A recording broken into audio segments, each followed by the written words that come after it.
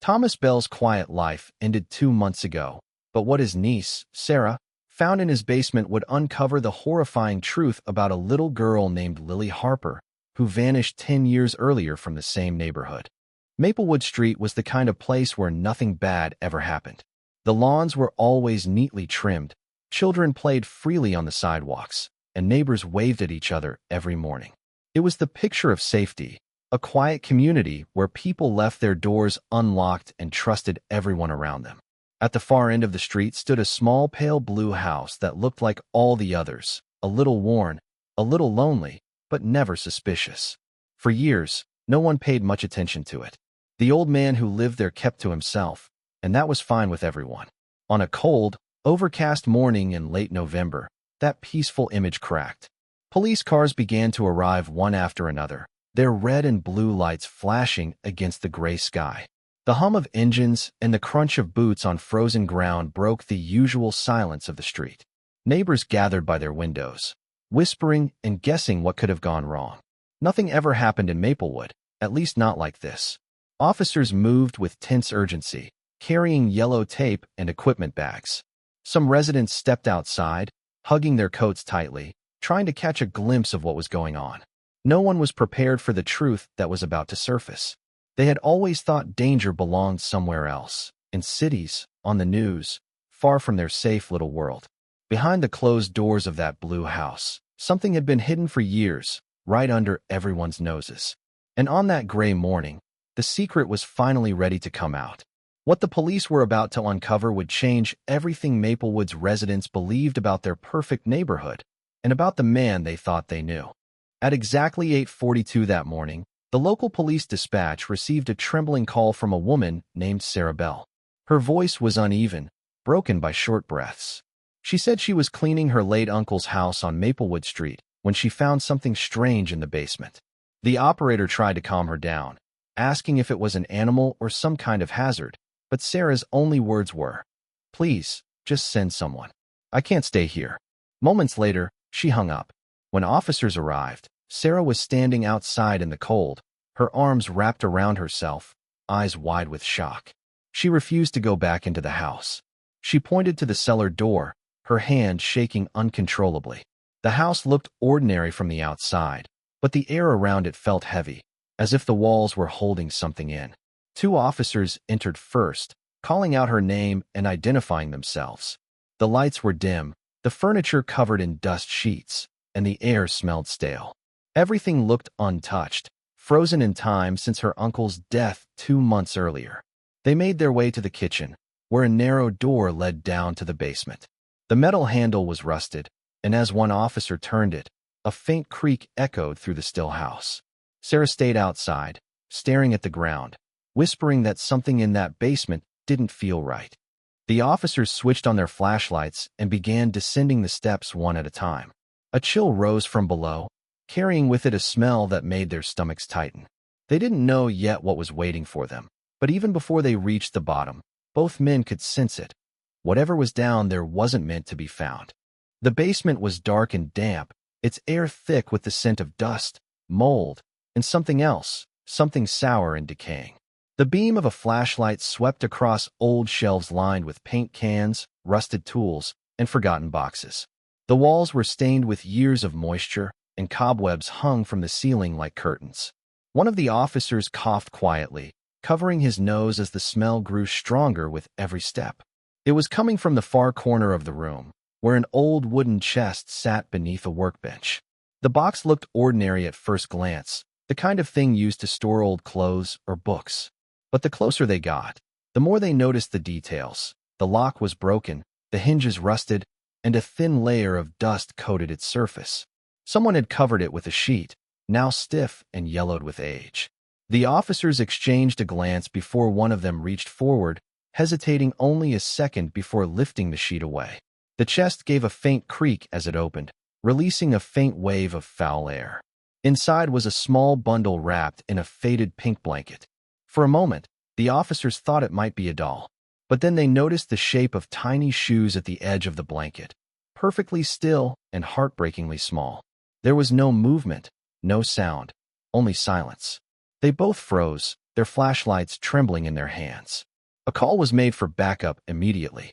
Within minutes, the basement filled with investigators and forensic specialists. Cameras clicked, gloves snapped, and the officers stood back in shock. No one spoke, but everyone knew what they had found. A little girl had been hidden there, carefully, deliberately, and for a very long time. The body was carefully removed from the basement and transported to the county medical examiner's office. Forensics worked in silence, documenting every detail before beginning the examination. The small frame, the pink blanket, the worn-out shoes, all hinted at a child no older than 6. There were traces of decomposition that suggested years had passed since her death. It was clear this wasn't recent.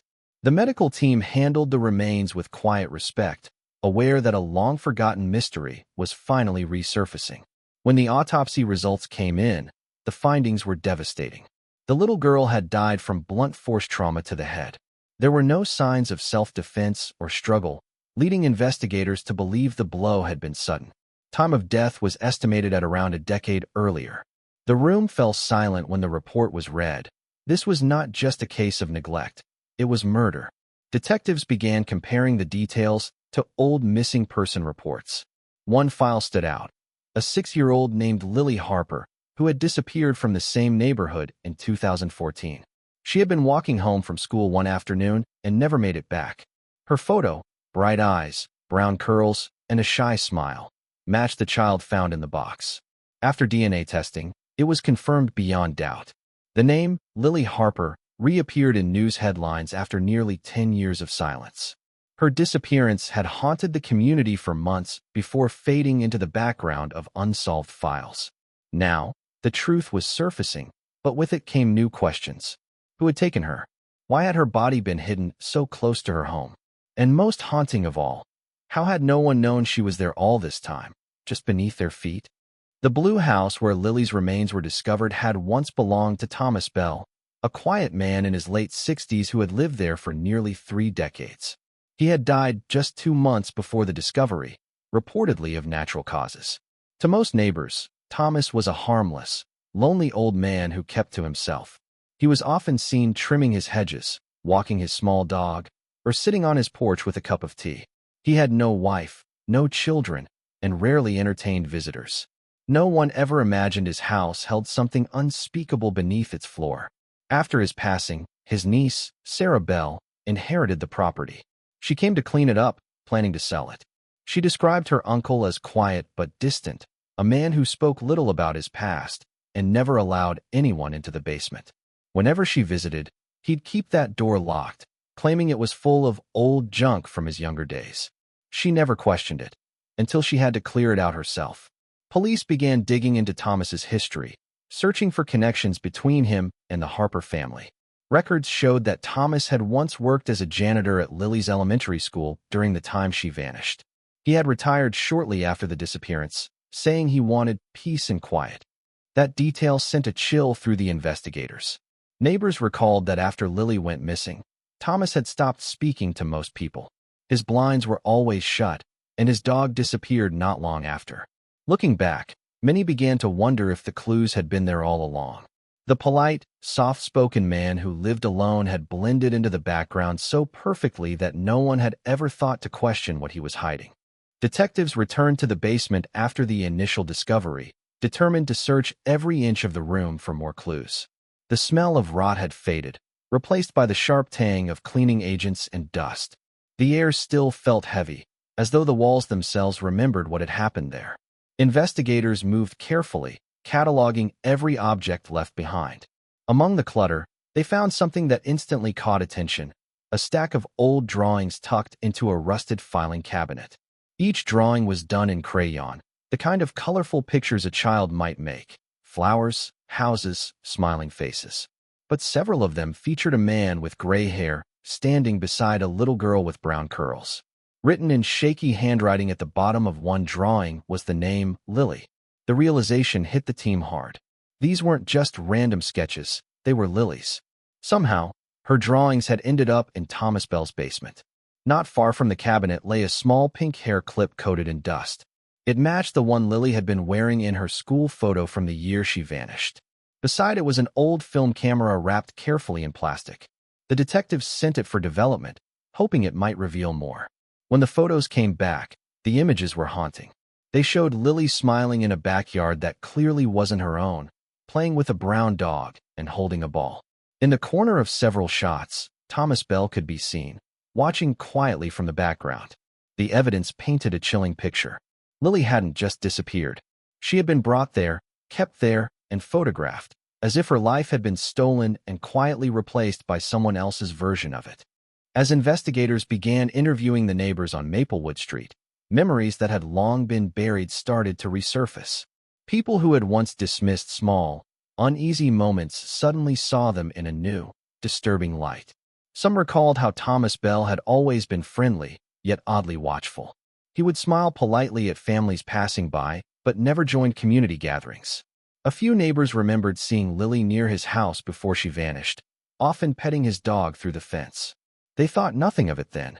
Thomas seemed harmless, just an old man who loved his dog. One neighbor, an elderly woman who lived across the street, mentioned something she'd never told anyone. A few days before Lily disappeared, she saw the little girl walking toward Thomas's yard after school. The next day, she was gone. Another man recalled hearing strange thudding noises late one night from Thomas's basement, followed by silence. He assumed Thomas was working on repairs or moving furniture. No one imagined it could be something darker. Investigators also learned that Thomas's backyard always smelled faintly of bleach during that time. He'd claimed he was cleaning out his shed, and no one questioned it. Maplewood was a trusting neighborhood. Suspicion didn't belong there. But now, every friendly wave and polite nod from Thomas over the years felt sinister in hindsight. Neighbors began blaming themselves, wondering how they could have missed the signs. They had lived only a few feet away from a man who had taken a child's life and hidden her just steps from their own homes. The truth was unbearable. Evil had not crept in from the outside world. It had lived among them, quiet, polite, and completely unnoticed. When news of the discovery reached Lily Harper's mother, Margaret, the world seemed to collapse around her. For nearly 10 years, she had lived with the torment of not knowing what happened to her little girl. Every morning began with hope and ended in silence. She had searched the woods, handed out flyers, spoken to news reporters, and begged anyone who might have seen something to come forward. When the police confirmed that the remains belonged to Lily, Margaret could hardly stand. The truth she had begged for all those years was finally here, but it wasn't the truth she wanted. Margaret had always remembered the day Lily vanished. Her daughter was supposed to walk home from school, just a short distance away. She was wearing her favorite pink hair clip, the one shaped like a butterfly. When Lily didn't arrive, panic set in immediately. The search began that evening and stretched for months. But there were no witnesses, no clues, and no suspects. During the investigation back then, Margaret had even visited Thomas Bell's home once. He lived only a few streets away, and she remembered thinking he seemed kind enough. He offered her a glass of water and promised he hadn't seen Lily. He appeared calm, even sympathetic, and she left feeling guilty for suspecting him. That moment replayed endlessly in her mind after the discovery. How close she had been to the truth, how close she had been to her daughter's resting place. The news reopened old wounds for everyone, but for Margaret, it was worse than losing Lily all over again.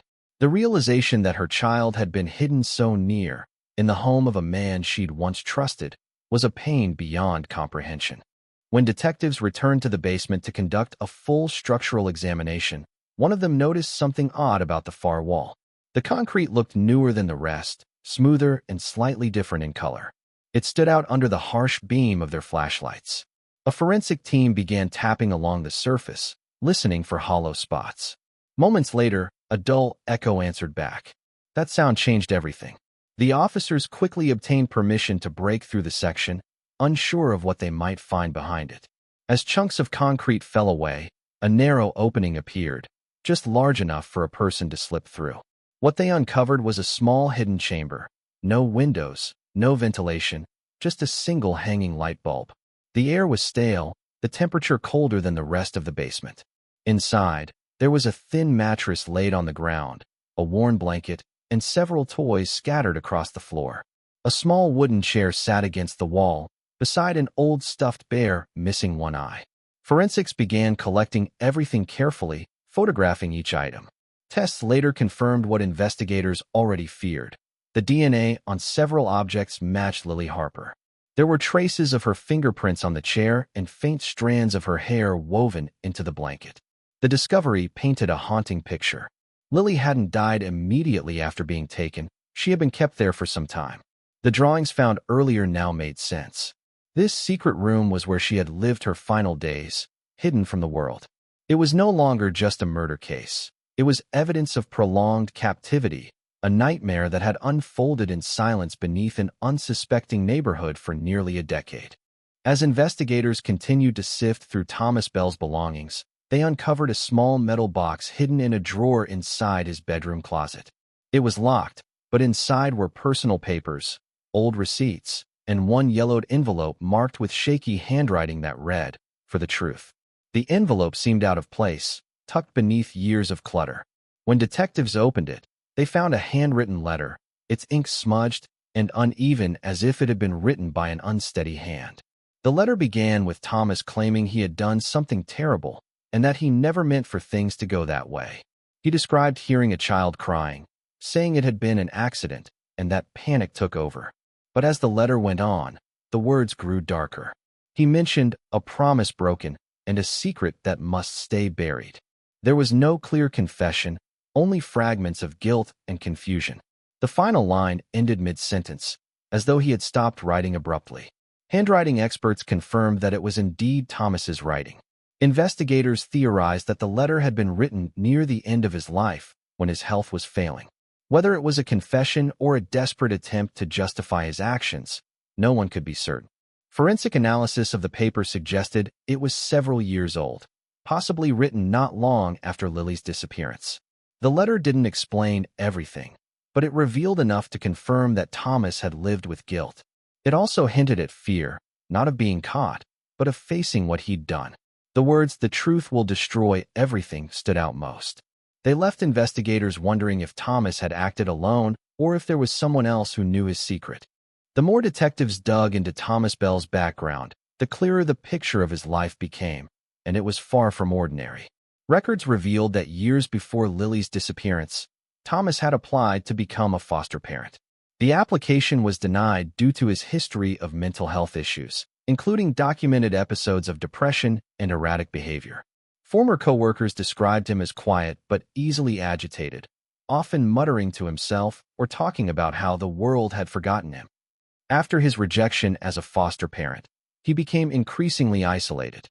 He spent most of his time alone in his house, speaking to almost no one except his dog.